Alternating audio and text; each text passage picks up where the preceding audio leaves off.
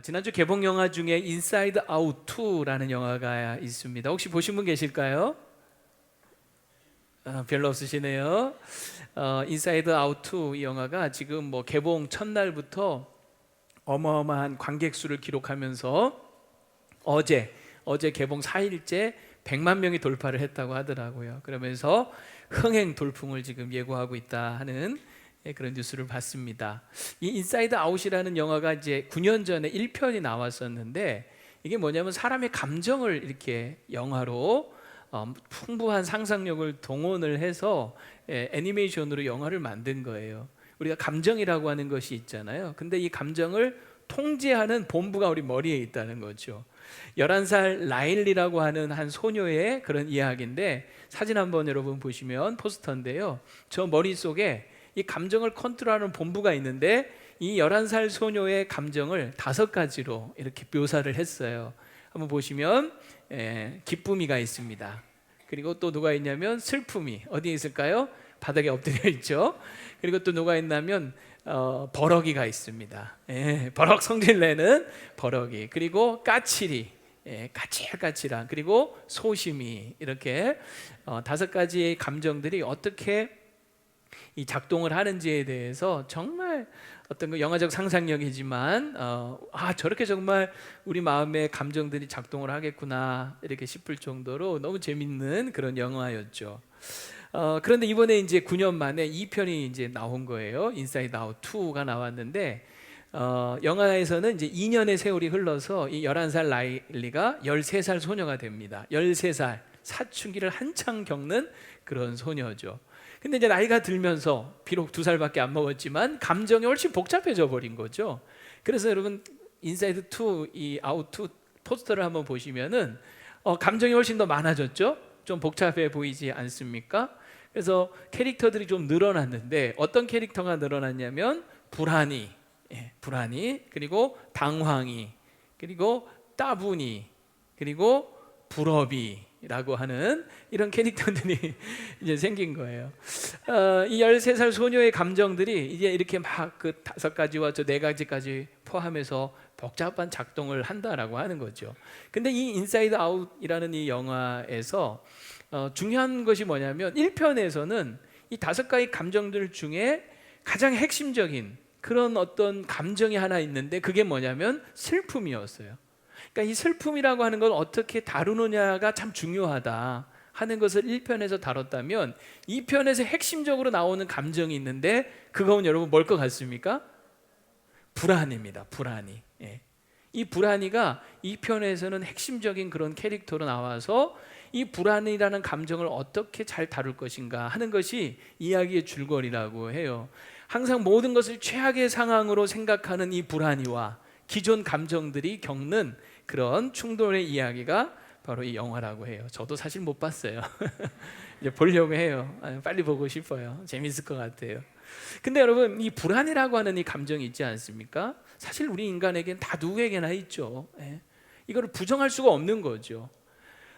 그런데 이 불안이라는 이 감정도 따지고 보면은 이게 때로는 도움이 되기도 합니다. 어떤 위험한 상황에 우리가 불안감을 느끼기 때문에 그 위험을 피하기도 하고 예방하기도 하죠. 그래서 이 불안감이 때로는 우리는 사고로부터 보호해 주기도 하고요, 또 다른 사람과의 관계에 있어서 저 사람이 나를 어떻게 생각할까 하는 그런 불안 심리에 그냥 내 멋대로 마음대로 사는 것이 아니라 최소한의 예의를 갖추고 상대방과 잘 지내려고 노력하는 그런 조화로운 삶을 사는 데 있어서도 이 불안이라고 하는 감정은 때로는 필요하다라고 하는 거죠. 근데 문제는 뭐냐면, 이 불안감이 너무 지나치다가 보면 정상적인 생활을 하기 어렵게 만드는 거죠.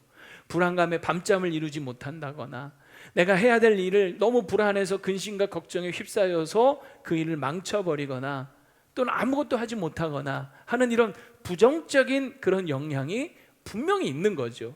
그래서 이 불안이라고 하는 이 감정을 어떻게 처리할 것이냐 하는 것이 우리가 행복한 인생을 사는데 굉장히 중요하다라고 하는 거예요. 제가 왜 이런 불안에 대한 이야기를 서두에 영화를 통하여 꺼냈냐면, 오늘 본문에 보면 예수님의 제자들의 감정을 한번 읽어보라 하면 딱 이 불안감이에요. 이 불안감. 사실 예수님이 제자들과 함께 계실 동안에는 제자들에게는 이 불안이라는 것이 의미가 없었어요. 불안하지 않았어요. 왜냐하면 모든 것을 예수님이 다 해결해 주셨잖아요. 예를 들면 이 제자들이 한 번은 예수님 없이 자기들끼리 갈릴리 바다를 배를 타고 떠난 적이 있었죠. 그런데 그날 밤에 갑자기 풍랑이 일면서 바람이 불면서 배가 뒤집힐 지경이 된 거예요. 베테랑 베드로도 속수무책인 거죠. 근데 그때 여러분 예수님께서 어떻게 하십니까? 그 밤에 무리를 걸어서 제자들과 함께 하신 거예요. 찾아오신 거예요. 그리고 바람을 잠재우시고 파도를 잠재우셔 버린 거죠. 그러니까 예수님이 함께 계시면 걱정할 게 하나도 없는 거죠. 한 번은 또 5천 명이나 되는 남자만 5천 명이나 되는 사람들이 먹을 것이 없어서 굶주리고 있을 때 예수님께서 물고기 2마리, 보리떡 5개를 어떻게 합니까? 그들을 배불리다 먹이시는 거죠. 그러니까 배고플 걱정도 없는 거예요. 또 한 번은 예수님이 죽은 지 나흘이나 돼서 썩어서 냄새나는 죽은 나사로를 살리시지 않습니까? 그러니까 죽음도 해결을 해줘 버리시는 거예요. 그러니 예수님이 함께 계시면, 예수님과 함께라면 아무 걱정할 것이 없는 거죠. 근데 문제가 뭐냐면 지금 예수님이 자꾸 심각한 말씀을 하시는 거예요. 오늘 우리가 읽은 이 본문의 배경은 예수님께서 십자가를 지시기 바로 전날 밤의 이야기예요. 예수님이 십자가를 지시기 전날 밤 제자들에게 자꾸 뭐라고 하냐면 내가 너희를 떠날 것이다. 그래서 아버지께로 돌아갈 것이다. 자꾸 예수님이 제자들을 떠나신다는 얘기를 하는 거예요. 그러면서 자신이 돌아가실 것을 말씀을 하시고 내가 가는 길을 너희가 지금은 따라오지 못할 것이다 이런 말씀을 하시고 또 너희가 다 나를 버릴 것이다 자꾸 이런 말씀을 하시는 거예요. 여러분 제자들이 이런 말을 들을 때 마음이 어땠을까요? 불안하는 거죠. 아니 예수님 도대체 어딜 가신다는 겁니까? 우리 버리고 어디 가신다는 거예요? 그리고 왜 우리는 주님을 따를 수 없다라고 하는 것입니까? 자꾸 그 마음에 불안감이 막 생기기 시작을 하는 거죠. 그 불안감이 이들을 두렵게 만들고 근심 가운데 빠뜨리고 있었던 거예요. 이런 제자들을 보시면서 예수님께서 이들에게 평안을 주고 싶으셨어요. 여러분 한번 질문해 볼까요? 불안의 반대는 뭘까요? 평안이죠. 예, 불안의 반대는 뭐라고요? 평안이에요. 이 불안에 떨고 있는 제자들에게 예수님은 평안을 주고 싶으셨어요. 그래서 27절에 보면 너희에게 평안을 끼치노니, 다 같이 읽어봅시다. 시작. 평안을 너희에게 끼치노니 곧 나의 평안을 너희에게 주노라 라고 말씀하십니다. 나의 평안을 너희에게 주노라. 그래서 뭐라고 얘기하시냐면 내가 너희에게 주는 것은 세상이 주는 것과 같이 아니하니라. 너희는 마음에 근심하지도 말고 두려워하지도 말라라고 얘기를 하세요. 불안에 떨고 있는 제자들에게 나의 평안을 너희에게 주노라. 그러니 두려워하지도 말고 근심하지도 말라 하시는 거예요. 그러면서 예수님 재미난 표현이 뭐냐면 나의 평안은 세상에 주는 평안과 같지 않다 이런 말을 해요. 여러분 세상에 주는 평안도 있죠. 우리가 세상에서 얻을 수 있는 평안이 있습니다. 그 평안은 어떤 거냐면 정말 아무 걱정이나 고민거리가 없는 상태예요. 내가 어떤 걱정하는 일이 일어나지 않고 오히려 내가 바라는 일만 일어나고 건강하고 돈 잘 벌고 자식 무탈하고 사업 잘 되고 등 따시고 배부르고 정말 염려할 것이 하나도 없는 이런 상태. 이럴 때 우리는 평안하다. 요즘 내 삶이 너무 평안해. 이런 말을 보통 하지 않습니까? 여러분 다 바라시죠? 이렇게 평안하길 원하시죠? 아닌가요? 다 이런 평안을 바라죠. 근데 가만히 보면 이 세상에 주는 이 평안은 우리가 다 바라지만 이 평안은 항상 불안해요. 왜냐하면 이 평안이 언제 깨질지, 무슨 일이 일어나서 이 평안을 주는 것들이 사라져 버릴지 이게 불안한 거예요. 그러니까 평안을 느끼면서도 불안한 거예요. 마치 바람 앞에 촛불처럼 평안한데 이게 언제 사라져 버릴지 모를 것 같은 그 불안함. 그래서 제가 말씀을 준비하면서 이 세상에 주는 평안은 평안할 때도 불안을 내포한 불안한 평안이다. 이렇게 제가 한번 정리를 해봤어요. 시작. 평안할 때도 불안을 내포한 불안한 평안. 이게 세상에 주는 평안이 아닌가. 상황에 따라서 언제든지 흔들리고 사라져버리고 무너져버릴 평안이라고 하는 거죠. 그래서 예수님은 이런 평안 말고 내가 주는 평안을, 나의 평안을 너희에게 주노라 라고 얘기하시는 거예요. 세상에 주는 평안은 가만히 보면 전부 다 조건적이에요. 어떤 것이 갖춰지면, 어떤 것이 이루어지면, 어떤 것이 사라지면 평안한 거죠. 상대적이에요. 어제보다 오늘이 안 좋으면 어제는 평안했는데 오늘은 그냥 또 불안한 거예요. 남들보다 내가 좀 못하다 싶으면 또 불안한 거예요. 그러니까 상대적이에요. 일시적이고 가변적이죠. 지속성이 없는 거예요. 그래서 여러분, 이런 세상에 주는 평안을 쫓다 보면요, 평생 쫓다 보면 평생 죽일 때까지 불안하다가 죽고 나서야 평안해지는 거예요. 무덤에 가면 평안해지는 거죠. 무덤에 가면 드디어 이제 모든 이 불안으로부터 해방되고 아무 고민거리가 없어지는 거 아닙니까? 그러니까 이 세상에 주는 평안을 쫓다 보면 평생 불안하면서 살 수밖에 없더라고요. 그래서 예수님이 주는 평안을 우리가 얻어야 되는데, 예수님이 주시는 이 평안은 나의 평안을 너에게 주노라 그랬잖아요. 지금 죽음을 목전에 두고 계시잖아요. 십자가를 앞두고 계시잖아요. 그런데 그 십자가를 앞두고서도 누리시는 절대적인 평안인 거죠. 그리고 예수님이 주실 수 있는, 예수님만 주실 수 있는 완전한 평안, 어떤 상황에서도 예수님 안에서 얻을 수 있는 지속적인 평안, 예수님은 바로 이 평안을 끼치고 싶으신 거예요. 그래서 평안을 너희에게 끼치노니 나의 평안을 너희에게 주노라 라고 말씀하시는 거예요. 오늘 이 평안을 여러분 꼭 얻어가실 수 있기를 축원합니다. 우리 주님이 주시는 그 평안, 이 평안이 오늘 저와 여러분의 삶 가운데 넘치기를 바랍니다. 그럴 때 우리가 정말 이 세상 속에서 두려워하지도 않고 근심하지도 않고 살 수 있는 거죠. 자, 그렇다면 예수님이 주시는 평안은 도대체 어떤 평안일까? 오늘 말씀 속에서 세 가지로 한번 제가 정리를 해봤어요. 자, 첫 번째 같이 한번 지문 읽어보겠습니다. 시작. 아무 일도 일어나지 않으면 좋겠지만 일어날 일이 일어날 때 그것으로 인해 하나님의 뜻이 이루어질 것을 믿음으로 얻는 평안. 예, 오늘 좀 지문이 다 길어요. 예, 그래도 여러분 나눠드린 목장 나눔지에 다 제가 적어놨으니까 꼭 기억하셨으면 좋겠습니다. 여러분 보세요. 예수님이 어떤 평안을 얘기하실 때, 야, 너희들이 걱정하고 염려하는 거 안 일어날 거야. 너희들이 힘들어하고 어려워하는 일, 그런 일 안 일어날 거야. 그러니 평안해 라고 말씀하시지 않는 거죠. 아무 일도 일어나지 않을 거니까 걱정하지 마 라고 말씀하시지 않아요. 오히려 예수님은 곧 환난과 고난이 닥쳐올 거야 라고 제자들에게 말씀하셨어요. 그 환난과 고난을 가장 먼저 당하시고 겪으셨던 분이 예수님이죠. 예수님은 곧 체포되시고 채찍에 맞으며 신문당하시고, 그리고 결국 못에 박혀 십자가에 죽으시고 무덤에까지 묻히시는 거 아닙니까? 이 모든 일들은 일어날 일이었던 거죠.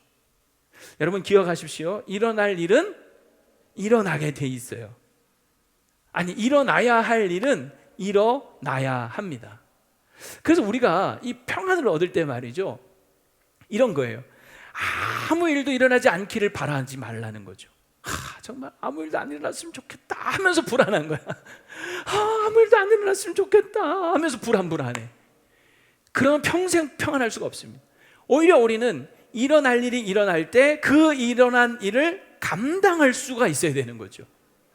그럴 때 평안을 얻을 수가 있는 거거든요. 사실 예수님도 이 십자가를 앞두고 이 일이 엄청나게 너무 견디기 힘든 고난이라는 걸 아셨기 때문에 할 수만 있으면 피해가게 달라고 기도하셨죠. 그러나 기도하는 가운데 하나님의 뜻을 확실히 깨닫지 않습니까? 이 길은 내가 가야 할 길, 예수님이 지고 가셔야 될 길이었다는 것을 확실히 아셨을 때는 여러분 그 일을 감당해 내시는 거예요. 근데 그 일을 감당해 내실 때 어떻게 그 고난을 감당하실 수가 있었을까? 그 어마어마한 그 일을 어떻게 감당하실 수 있었을까 할 때, 당장 닥칠 그 고난과 환난만을 보신 것이 아니라 그 후에 일어날 일까지 예수님은 보신 거예요. 우리는 어떤 환난과 고난이 일어나지 않았으면 좋겠다, 제발 안 일어났으면 좋겠다 바라잖아요. 근데 일어날 일이 일어나게 돼 있는 거거든. 근데 그 일어날 우리가 감당을 해야 되는데 어떻게 감당하냐 할 때 이 일어날 일을 통하여서 또 이루어질 일이 있다는 거죠. 그것을 볼 때 이 일어날 일을 감당해낼 수가 있다는 거예요. 예수님은 이 십자가라고 하는 이 고난, 이것만 생각하신 것이 아니라 그 후에 일어날 일, 뭐죠? 부활과 그리고 승천과 그리고 재림까지도 예수님은 생각을 하십니다. 그게 28절 말씀이에요. 자, 28절, 내가 갔다가 너희에게로 온다 하는 말을 너희가 들었나니. 자, 여기 보시면 내가 간다, 어디로 간다는 거예요? 십자가 지고 죽으신다는 얘기예요. 그런데 너희에게로 온다 하는 건 뭘까요? 다시 부활한다는 거죠. 그리고 다시 재림하실 것을 얘기하시는 거예요. 그러니까 예수님은 십자가라는 죽음만 보신 게 아니라 가깝게는 3일 뒤에 일어날 부활을 보셨고, 멀게는 지금 2000년이 지났고 또 얼마나 더 지날지 모르지만 그 재림까지도 예수님은 생각을 하고 염두에 두신 거예요. 그러니까 정말 예수님은 멀게, 길게, 크게 보셨던 거죠. 우리가 참 그런 시각이 필요한 것 같아요. 지금 당장만이 아니라 지금 이후를 볼 수 있어야 되는 거죠. 어떤 일이 일어났을 때 그 일만 보는 것이 아니라 그 일을 통해서 이루어질 것을 볼 수 있어야 되는 거예요. 그래서 예수님은 그 십자가의 길을 확실하게 가실 수가 있었던 겁니다. 그렇지 않나요? 내가 이 십자가를 지고 죽으면 그걸로 끝이고 이거 끝나면 어떻게 그 길을 걸어갈 수가 있겠어요? 그러나 예수님은 그 뒤에 부활과 승천과 재림까지 다 보시면서 그 길을 확실하게 가셨던 거죠. 그렇게 한 걸음 한 걸음 가면서 결국은 인류를 구원하시는 하나님의 뜻이 이루어지는 것을 보신 겁니다. 여러분, 우리 인생도 마찬가지예요. 어떤 일이 일어날 때, 여러분, 일어날 일이 일어났을 때 그 일을 자꾸 원망하고 불평하고 불안해하고 피하려고만 하지 마시고 그것을 감당하려고 하십시오. 그걸 감당하려고 하셔야 돼요. 근데 그 감당하려고 할 때 지금은 이걸 나 감당하려니 한 치 앞이 보이지 않잖아요. 그러니 이 한 걸음을 내딛는 게 얼마나 두렵습니까? 불안합니까? 그런데 정말 내가 가야 할 길이라면, 내가 감당해야 될 길이라면 그 한 걸음을 확실하게 내딛는 거예요. 한 걸음 확실하게 내딛는 거예요. 자, 그럼 여러분, 재미난 일이 벌어집니다. 여기에서는 앞이 보이지 않아요. 깜깜해. 어떻게 되지? 어떻게 되지? 근데 한 걸음을 딱 내딛잖아요. 그러면 전망이 달라져요. 안 보이던 것들이 여기 꽃이 있었네. 새로운 길이 보이는 거죠. 그리고 또 내가 가야 될 길 또 한 걸음을 내딛는 거예요. 그럼 또 전망이 달라지는 거예요. 새로운 길이 보이는 거죠. 그렇게 한 걸음 한 걸음 가다 보면 언젠가 내 삶을 통하여서 이루어지는 하나님의 뜻을 발견하게 될 줄로 믿습니다. 여러분, 꼭 기억하십시오. 내 인생에 원치 않는 일이 일어났다 하더라도 그 일이 하나님이 허락하시는 섭리 아래 일어나야 할 일이 일어났다면 이 일을 통해서 하나님께서 이루실 뜻이 있다는 것을 믿으시기를 바랍니다. 그리고 하나님을 사랑하는 자, 곧 그 뜻대로 부르심을 입은 자들에게는 모든 것이, 이 일어날 모든 일들을 통하여 뭐가 돼요? 합력하여 선이 이루어지는 거죠. 롬 8, 28 욕 아닙니다. 로마서 8장 28절 말씀인 거예요. 우리가 이런 걸 믿을 때, 우리가 이 믿음이 있을 때 정말 세상이 줄 수 없는 주님의 평안을 우리가 얻게 될 줄로 믿습니다. 이게 첫 번째 주님이 주시는 평안이라면, 두 번째는요, 같이 한번 지문 읽겠습니다. 시작. 그 가운데서도 크신 하나님께서 함께 계시기에 사탄은 결코 우리를 해할 수 없음을 믿음으로 얻는 평안. 오늘 지문이 길다 그랬어요. 다 이따 끝날 때 시험 볼 겁니다. 외워보세요. 여러분, 예수님은 지금 자신이 겪으셔야 될 그 십자가와 환난, 고난이 크다는 걸 아셨어요. 여러분, 정말 인간이 감당하기 어려운 고난의 크기죠. 그런데 더 중요한 건 뭐냐면 그 고난이 아무리 크다 하더라도 우리 하나님보다 크지 않다는 걸 주님은 또 아셨어요. 하나님이 얼마나 크신 분입니까? 그래서 예수님은 자신이 그 크신 하나님 안에 있기 때문에 죽음으로써 오히려 그 크신 하나님께로 돌아갈 것을 믿으셨어요. 그게 28절 말씀인데, 자, 28절 계속 한번 읽어볼게요. 내가 갔다가 너희에게로 온다 하는 말을 너희가 들었나니 나를 사랑하였더라면 내가 아버지께로 감을 기뻐하였으리라. 다 같이 시작. 아버지는 나보다 크심이라. 아버지께로 가는 것을 예수님은 뭐 하신다 그랬어요? 기뻐하신다. 이유가 뭐냐면 아버지가 나보다 뭐 하시다? 크시다라고 하는 거예요. 여러분, 죽음보다 더 최악의 상황이 어디 있겠습니까? 근데 예수님이 생각하실 때 그 최악의 그 죽음보다도 그 죽음을 통해서 그 크신 하나님께로 내가 돌아가는 것이니, 하나님께로 돌아가는 것이니 이것은 슬퍼할 일이 아니고 무슨 일이다? 기뻐할 일이라는 거죠. 그래서 제자들한테도 너희들이 정말 나를 사랑한다면 내가 그 아버지께로 돌아가는 것을 슬퍼하지 않고 같이 기뻐할 거다, 이렇게 얘기를 하시는 거예요. 여러분 이해가 되세요? 여러분 하나님 아버지께로 돌아가는 게 기뻐요, 슬퍼요? 네? 다시, 하나님 아버지께로 돌아가는 게 기뻐요, 슬퍼요? 기쁘죠. 그 크신 하나님 품에 우리가 안기는 거잖아요.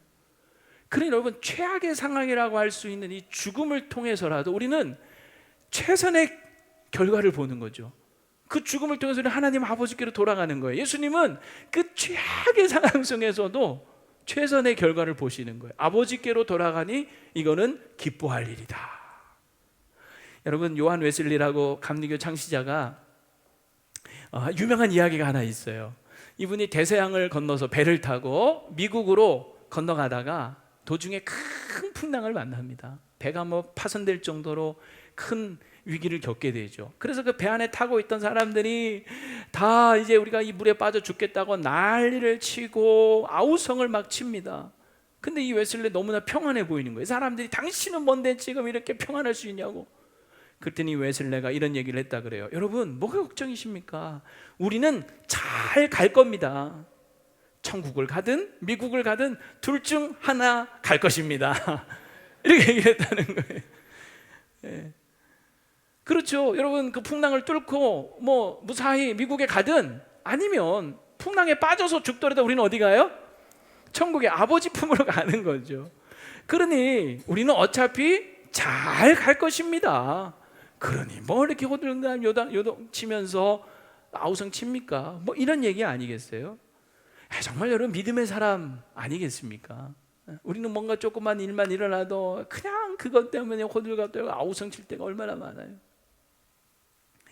그래서 여러분 예수님은 이 십자가를 지시는 것은, 십자가를 지고 돌아가시는 것은 결코 사탄에 의해서 억지로 마지못해 끌려가는 죽음이 아니다라고 말씀을 하세요.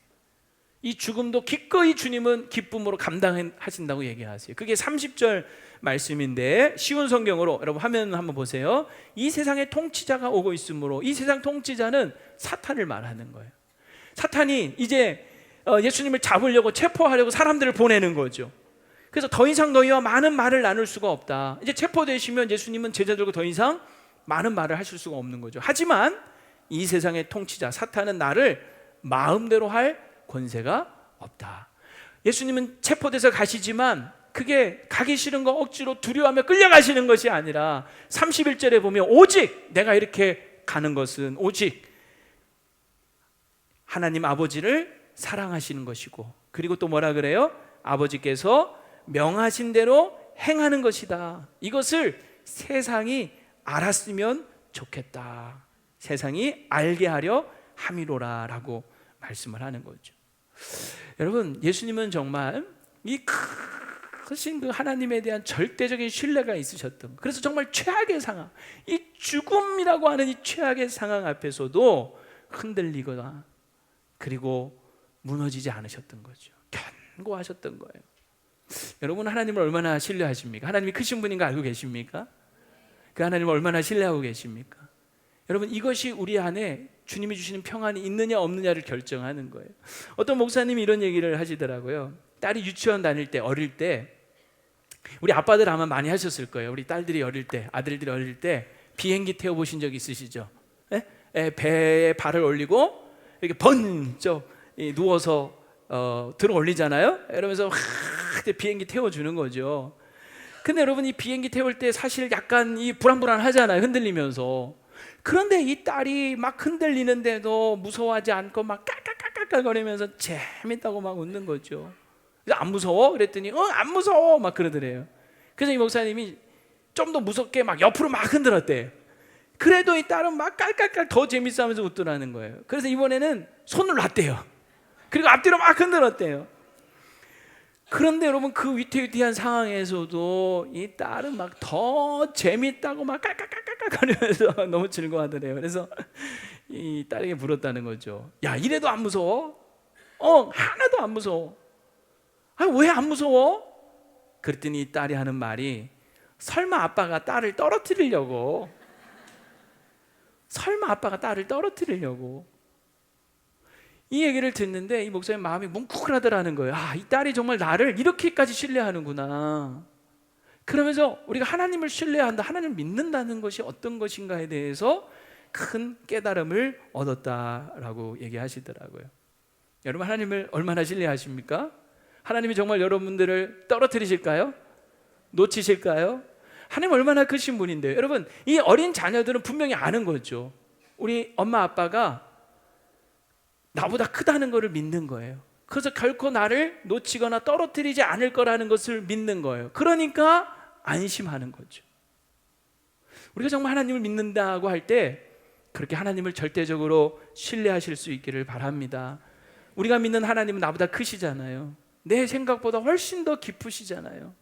그러니 때로는 나도 내가 어떻게 해볼 수 없는 그런 상황 속에서도 그 크신 하나님께 나를 맡기는 거죠. 우리가 하나님을 믿고 하나님께 내 인생을 맡길 수 있는 것은 하나님이 나보다 뭐 하신 분이기 때문에, 크신 분이기 때문에 믿고 맡길 수 있는 거 아닙니까? 그러면 그 하나님이 나보다 나를 더 잘하시고 나보다 나를 더 사랑하시는 그 하나님이 나도 나를 어떻게 볼 수 없는 그런 상황 속에서 내 인생 가운데서 붙들어 주시고 가장 선한 길로, 완전한 길로 우리 인생을 인도하실 것을 믿으시기를 바랍니다. 그럴 때 우리 안에 주어지는 평안함이 있는 거죠. 당장은 왜 이 가시밭길을 걸어야 되는지, 당장은 왜 이렇게 고통으로 내가 이 길을 가야 되는지, 왜 이 사망의 음침한 골짜기를 지나야 하는지 때로는 모를 수 있어요. 그러나 분명한 사실은 뭐냐면 주께서 그 가운데서 우리와 함께 계시다는 거죠. 그래서 사망의 음침한 골짜기를 지날지라도 해를 두려워하지 않을 것은 주께서 나와 함께 하심이라. 주의 손이 함께 하시고 주님이 우리와 함께 계시기 때문에 최악의 상황 속에서도 원수마귀 사탄은 결코 우리를 해할 수 없는 거예요. 그 믿음을 가질 때 여러분, 죽음조차도 두려워하지 않고 주님이 주시는 참된 그 평안을 누릴 수 있을 줄로 믿습니다. 이 평안이 여러분의 있기를 축원합니다. 마지막 세 번째, 주님이 주시는 평안은 어떤 평안이냐? 같이 한번 읽어볼게요. 시작. 아무것도 없어 보여도 할 수 있는 일이 있으니 하나님께 기도는 할 수 있다는 것을 믿음으로 얻는 평안. 여러분, 예수님께서 말씀하시다가 갑자기 31절 마지막 하반절에 보면요, 뭐라고 말씀하시냐면 일어나라, 여기를 떠나자 하십니다. 갑자기 어디로 가시려고 하는가? 여러분, 요한복음의 말씀을 읽어보면요, 예수님은 지금 이 다락방에, 마가 다락방에서 제자들과 마지막 최후의 만찬과 세족식과 이 다락방에서 많은 말씀을 하셨어요. 그리고 이제 잡히시기 전날 밤 그 일이 있었고, 이 말씀을 다 마치시고 일어나 떠나자 하고 가신 곳이 어디냐? 어딜까요? 겟세마네 동산이에요. 겟세마네, 예수님 거기서 뭐 하셨죠? 기도하셨죠. 예수님은 기도하시러 일어나자, 여기를 떠나자라고 말씀하신 거예요. 그리고 기도하러 가시는 도중에도 그 길가에서도 예수님은 계속 제자들에게 기도에 관한 너무 귀한 말씀들을 남기십니다. 그게 요한복음 15장 7절, 너희가 내 안에 거하고 내 말이 너희 안에 거하면 무엇이든지 원하는 대로 구하라, 그리하면 이루리라. 요한복음 16장 24절, 지금까지는 너희가 내 이름으로 아무것도 구하지 아니하였으나 뭐하라? 구하라, 그리하면 받으리니 너희 기쁨이 충만하리라. 기도에 대해서 가르쳐 주셨어요. 그리고 요한복음 17장에 보면 예수님이 직접 하늘을 우러러 기도하기 시작하십니다. 이거를 대제사장적 기도라 그래요. 대제사장으로서 우리 예수님이 자신을 위해서뿐만 아니라 제자들을 위하여서 간절히 기도하세요. 그리고 이어지는 내용이 뭐냐면 겟세마네에 가시죠. 그 겟세마네에서 예수님은 땀이 핏방울처럼 떨어지도록 밤새도록 간절하게 기도하셨습니다. 그러니까 예수님은 생애 마지막 순간을 뭘로 마무리하셨어요? 기도로 준비하셨고, 기도 가운데 평안함을 얻으셨고, 기도로 시험을 이기시고, 기도로 마침내 승리하셨던 거죠. 예수님이 체포되실 때 정말 뭘 할 수가 있겠어요? 그러나 기도로 모든 것을 준비하고, 기도로 평안함을 얻고, 기도로 마침내 승리하셨던 거예요. 여러분, 우리도 마찬가지입니다. 세상이 무너지는 것 같은 어려움과 위기가 닥쳐서 우리가 할 수 있는 일이 정말 아무것도 없다고 느껴질 때에도 우리가 할 수 있는 일이 있으니 그것은 하나님께 기도하는 거죠. 기도야말로 우리 주님이 주시는 그 평안함을 얻을 수 있는 통로인 줄로 믿습니다. 그래서 우리가 잘 아는 빌립보서 4장 6절 7절 말씀, 안 보고도 다 하죠? 네, 같이 한번 해볼까요? 시작. 아무것도 염려하지 말고 오직 모든 일에 기도와 간구로 너희 구할 것을 감사함으로 하나님께 아뢰라. 그리하면 모든 지각에 뛰어난 하나님의 평강이 그리스도 예수 안에서 너희의 마음과 생각을 지키시리라. 와, 박수! 와, 대단하십니다. 예. 혹시 못하시는 분들은 꼭 한번 찾아서 빌립보 4장 6절 7절 말씀 아연히 외우세요. 통째로. 우리가 어떤 염려거리가 있지만 염려하지 말고 기도와 간구를 하나님께 아뢰라는 거예요. 그러면 모든 지각에 뛰어난 하나님의 평강이 그리스도 예수 안에서 우리의 마음과 생각을 뭐 하신다? 지켜주시는 거죠. 사실 제가 지난주 좀 많이 우울했어요. 왜 우울했냐면 우리 교구 사역자들이 우리 매일 저한테 이제 교구 신방 보고서를 이렇게 올려주거든요. 퇴근할 때 이제 올려주면 제가 그걸 쭉 보면서 기도도 하고 하는데, 그 신방 보고서를 보는데 우리 성도님들의 삶이 너무 힘들고 어려운 것을 보면서 마음이 너무 힘들더라고요. 제 마음이. 사실 그동안 쭉 이렇게 받아왔는데 그날따라 마음이 계속 축축 처지는 게 우울하더라고요.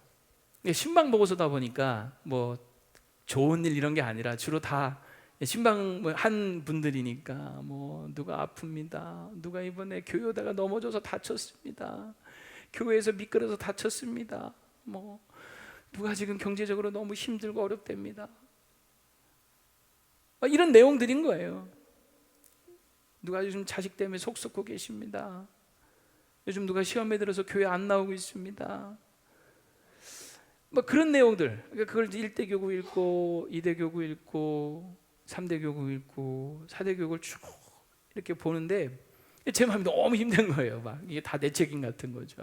이 부족한 내가 이 교회 담임으로 와서 성도님들이 이렇게 어려운가 하는 생각이 막 들어요. 왜 이렇게 암 걸리시는 분도 많고, 내가 와서 더 암이 많이 걸리시는 것 같고, 왜 이렇게 막 사고도 많이 나는 것 같고, 왜 이렇게 교회 오다 다치시고 교회 와서도 다치시고,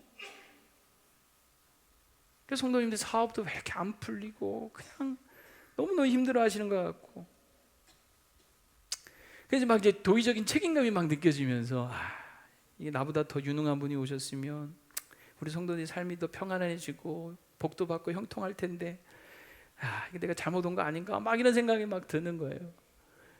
그래서 내가 이분들을 위해서 뭘 할 수 있을까 생각해 보니까 별로 할 수 있는 게 없는 거예요. 기도 받으러는 많이 오시는데 뭐 기도해 주면 나았다는 얘기는 하나도 없고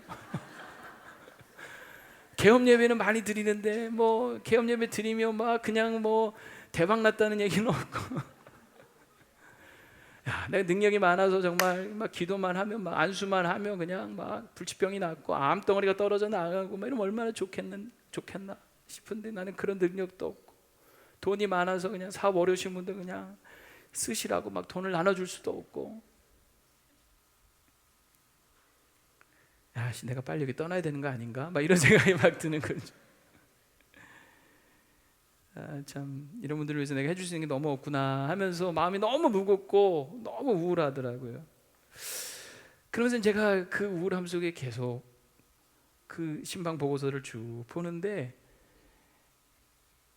도달한 결론은 뭐냐면, 그래서 기도할 수밖에 없구나 하는 생각이 들더라고요. 그래, 내가 이분들을 위해서 할 수 있는 것은 기도밖에 없구나, 더 기도해 드려야 되겠구나, 그래도 기도는 할 수 있지 하는 생각이 들면서 다시 그 보고서를 하나씩 보면서 한 분 한 분 기도를 했어요.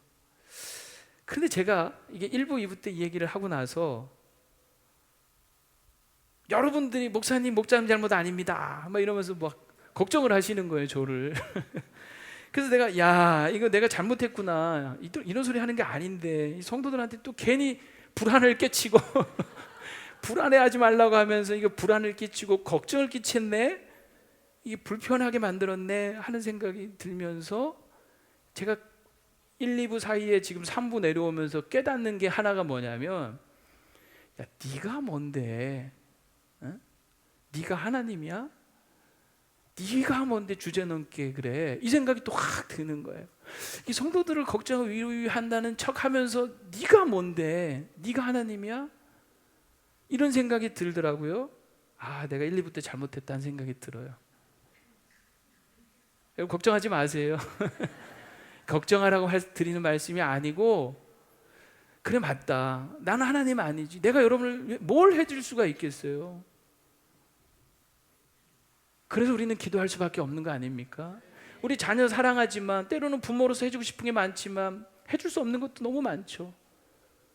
그래서 우리는 기도할 수밖에 없는 거 아니겠어요? 우리 목원들을 보면서 목자들이 너무너무 마음이 안타깝고 다 해주고 싶지만 우리 하나님 아니잖아요. 그러니 하나님께 맡기고 기도해야죠. 뭐 우리가 하나님입니까? 그저 우리는 이런 상황 속에서도 할 수 있는 것이라고는 전능하신 하나님께 기도해야 하는 것이죠. 그래, 네 주저넘는 생각하지 말고 열심히 기도나 해라. 다시 한번 정신 바짝 차리게 되더라고요. 말씀을 마칩니다. 여러분, 결국 이 모든 평안의 근거가 어디에 있냐면 믿음이에요. 믿음. 평안은 믿음의 문제더라고요. 그래서 예수님이 29절에 이렇게 말씀하시는 거예요. 여러분 29절 한번 읽어볼게요. 시작. 이제 일이 일어나기 전에 너희에게 말한 것은 일이 일어날 때에 너희로 믿게 하려 함이라. 여러분, 일이 일어나기 전에, 이 엄청난 환난과 핍박이 닥치기 전에 예수님이 말하신 이유가 뭐냐면, 그 일이 일어날 때에 불안해하고 두려워하고 근심하지 말고 믿으라 하는 거죠. 예수님은 아셨어요. 어차피 일어날 일은 일어나게 된다는 걸 아신 거죠. 그런데 그 일이 일어날 때 두려워하지 말고 믿어야 한다. 얘들아, 너희들 믿게 하려고 내가 지금 이 말을 하는 거야 라고 말씀을 하시는 거예요. 결국 평안은 믿음의 문제더라고요. 무엇을 우리가 그럼 믿어야 될 것인가? 주님의 평안은 과연 어떻게 우리에게 주어지는가 할 때 아까 말한 세 가지 다 기억하시죠? 같이 한번 해볼까요? 시작. 첫 번째, 일어날 일 일어날 때 그것으로 인해 하나님이 뜻이 이루어질 것을 믿자. 두 번째, 최악의 상황에 닥치더라도 그 가운데서도 크신 하나님께서 함께 계시기에 사탄은 결코 해할 수 없음을 믿자. 세 번째, 할 수 있는 일이 아무것도 없어 보여도 할 수 있는 일이 있으니 하나님께 기도는 할 수 있다는 것을 믿자. 그래서 여러분, 정말 세상이 힘들고 어렵잖아요. 불안한 일들이 얼마나 많습니까? 계속 쳐주세요. 분위기 좋은데. 근데 그 불안감에 휩싸여서 두려워 떨며 근심하며 사는 거 하나님 원치 않으시는 거예요. 우리 주님 바라지 않으시는. 그래서 평안을 너희에게 끼치노니 나의 평안을 너희에게 주노라 말씀하시는 거죠. 정말 때로 힘들고 불안하고 두려울 때마다 우리 안에 계시는 보혜사 성령님께서 예수님이 가르쳐주신 이 말씀을 생각나게 하시고 기억나게 하시기를 바랍니다. 그 불안함 속에서 주님이 하신 말씀, 평안을 너희에게 끼치노니 곧 나의 평안을 너희에게 주노라. 주님의 평안이 오늘 저 여러분의 삶에 있습니다. 그걸 믿으세요. 그걸 믿고 어떤 일이 닥칠 때 이거를 믿고 여러분 한 걸음, 내가 감당해야 될 일이라면 한 걸음을 내딛어 보세요. 새로운 전망이 펼쳐지면서 보이지 않는 길들이 보이게 될 겁니다. 그러면서 그 길을 한 걸음 한 걸음 나아가서 마침내 주의 뜻이 우리 인생 가운데 이루어지는 것을 모두가 목도할 수 있게 되기를 주의 말씀으로 축원합니다.